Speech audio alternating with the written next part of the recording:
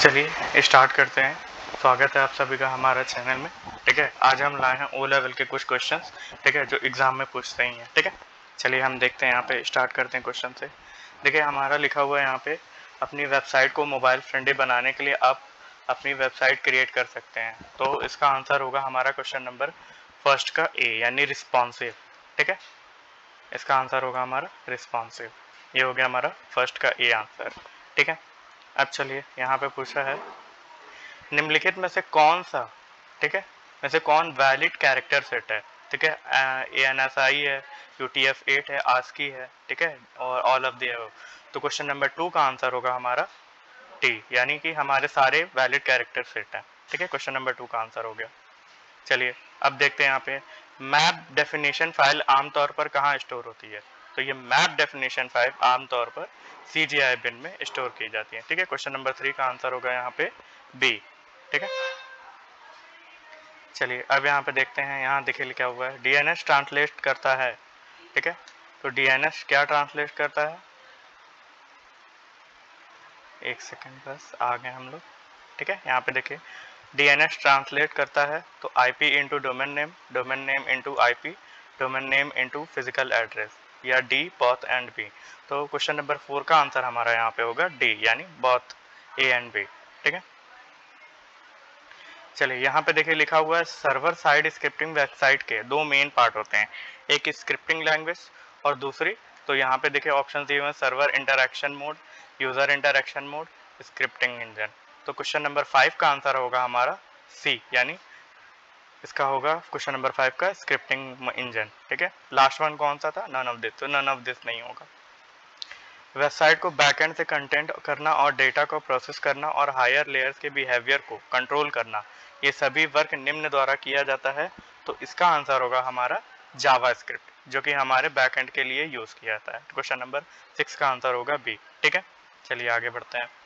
Website एक collection है, ठीक है, audio and video files, graphic file, HTML document, all of the above. तो क्वेश्चन नंबर 7 का आंसर होगा हमारा डी, यानी कि ऑल ऑफ द अबव। ठीक है, चलिए आगे बढ़ते हैं। जावास्क्रिप्ट इज अ, तो जावास्क्रिप्ट हमारा क्या है, तो JavaScript is a invisible to the end user, यानी कि ये हमें नहीं दिखेगा। तो इसका आंसर होगा क्वेश्चन नंबर 8 का सी। ठीक है, चलिए आगे बढ़ते हैं।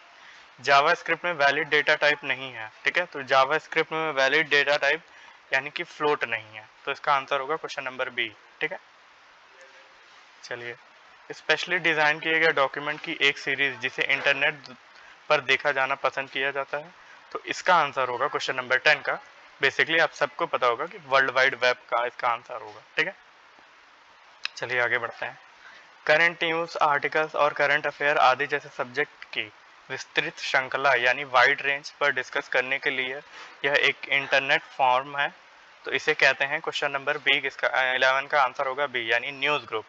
ठीक है, ये सारे न्यूज ग्रुप में आते हैं आपके। ठीक है, नोटपैड प्लस प्लस में फाइंड एंड रिप्लेस का ऑप्शन किस मेन्यू में होता है, तो नोटपैड प्लस प्लस में फाइंड एंड रिप्लेस का मेन्यू होता है सर्च में, यानी क्वेश्चन नंबर डी का आंसर होगा, 12 का आंसर होगा डी। ठीक है, वेब ब्राउजर क्या है, तो वेब ब्राउजर आपका, ठीक है, यहाँ यूजर को इंटरनेट के रिसोर्स को एक्सेस करने में सक्षम बनाता है।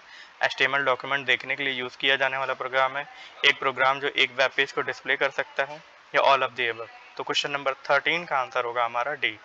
ठीक है, 13 यानी डी इसका आंसर हो गया। चलिए देखिए यहाँ पे लिखा है नोटपैड प्लस प्लस एक सॉफ्टवेयर है, तो नोटपैड प्लस प्लस ऑलरेडी आप लोगों को पता होगा ये ओपन सोर्स सॉफ्टवेयर है, तो यानी हमारे लिए फ्री होता है। ठीक है, क्वेश्चन नंबर डी इसका आंसर होगा। विंडो प्लेटफॉर्म पर जावास्क्रिप्ट एक विकल्प है, तो विंडो प्लेटफॉर्म पर जावास्क्रिप्ट एक विकल्प है, इसका आंसर होगा हमारा यहाँ पे देखिए लिखा हुआ Python, C language, Visual Basic Script, none of this. तो यहाँ पे हमारा होगा 15 का answer C, Visual Basic Script. ठीक है, चलिए क्वेश्चन नंबर 16 देख लेते हैं। सेपरेटेड जावास्क्रिप्ट स्टेटमेंट में किस सिंबल का उपयोग किया जाता है, तो बेसिकली सबको पता है कि यहाँ पे क्वेश्चन नंबर बी इसका आंसर होगा, सेमीकोलन से हर एक जिस भी स्टेटमेंट को एग्जीक्यूट करना होता है तो उसको हम सेमीकोलन से डिनोट करेंगे। ठीक है, वेबसाइट का एड्रेस एक यूनिक नेम है जो वेब पर किसी की विशिष्ट या स्पेसिफिक रूप से पहचान करता है, तो उसको हम कहते हैं, ठीक है, वेबसाइट। ये हो गया हमारा क्वेश्चन नंबर 17 का आंसर सी। ठीक है, ये हो गया 17 का answer. The full form of HTML is, तो फुल फॉर्म का HTML का फुल फॉर्म होता है आपका, ठीक है, हाइपर टेक्स्ट मार्कअप लैंग्वेज। ये हो गया क्वेश्चन नंबर 18 का बी आंसर, ठीक है। चलिए आगे बढ़ते हैं इस अपने लैंग्वेज में, ठीक है। वेब डिज़ाइन में CMS का फुल फॉर्म क्या होता है? तो वेब डिज़ाइन में CMS का बेसिकली फुल फॉर्म होता है कंटेंट मैनेजमेंट सिस्टम, ठीक है। क्वेश्चन नंबर 19 इसका आंसर था, ठीक है। चलिए आगे देखते हैं, 19 का आंसर डी था। अब यहाँ पे देखिए लिखा हुआ है the full form of HTML, ठीक है। तो फुल फॉर्म क्या हो गया HTML का? Standard generalized markup language. तो क्वेश्चन नंबर 20 का आंसर होगा हमारा सी, ठीक है। ये रहा हमारे लास्ट 20 क्वेश्चन, ठीक है, जो क्वेश्चन आने ही आने होते हैं, ठीक है। अदर और भी बहुत सारे क्वेश्चन है, ठीक है। आप ऐसे ही हमारे चैनल पे बने रहिए, और भी बहुत सारे ऐसे क्वेश्चन हम लेकर आएंगे, ठीक है। आज के लिए बस इतना ही, ठीक है। Thank you.